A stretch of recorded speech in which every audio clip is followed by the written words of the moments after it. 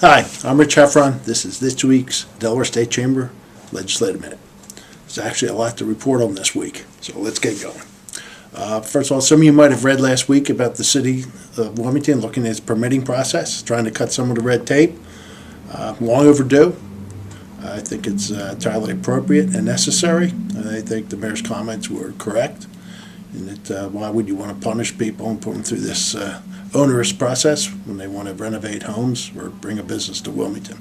So we commend the administration for taking this action. Look forward to the result of the study and cutting red tape and allowing a more efficient and a quicker permitting process.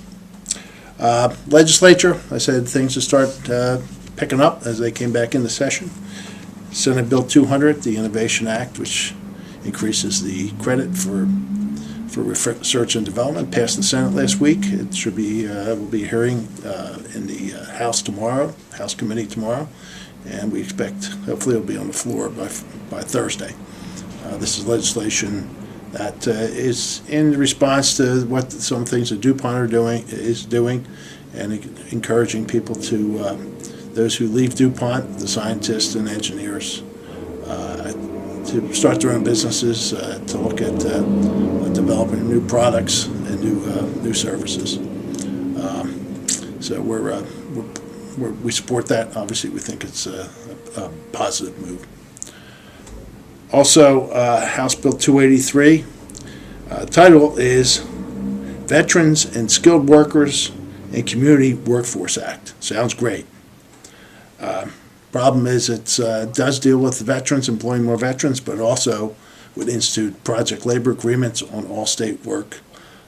We have a problem with that. A project labor agreement means they have to pay the union wage, and the workers, whether they be members of the union or not, have to pay into the union pension fund and would have to pay dues. We think that is not appropriate. We do not think it's positive for the state of Delaware. I have no problem. We have no problem whether a project is union or not. Matter of fact, we hope 100% of the union workers in the state are employed and 100% of the merit workers are employed. A couple things to take into consideration here is there are no union road work firms in this state. No firms that do road work are union in the state. So there's a possibility that union firms would come out of state and maybe receive contracts. It has happened. That's fine, but we don't think a PLA should be required, and we will be opposing that legislation. We don't oppose the veterans section of the bill, but we certainly oppose the section that would institute PLAs. Lastly, I encourage everybody who can to attend our legislative brunch and manufacturing conference next week at Deltec Terry Campus, 9 a.m. That's exactly 1 week from today, 9 a.m. in the morning. You can meet some of the people who run our manufacturing companies. Most of the plant managers will be there. It's always interesting to find out what Delaware actually produces. Also, we'll be looking at supply chain issues. There'll be a conference on supply chain issues, which is a big issue for manufacturers because it deals with how they can be more efficient in manufacturing, which is something each one of them looks for. And at the brunch, the governor will give an update on his budget proposal and his legislative proposals, the State of the State address. Right now, we've talked to some people in Dover.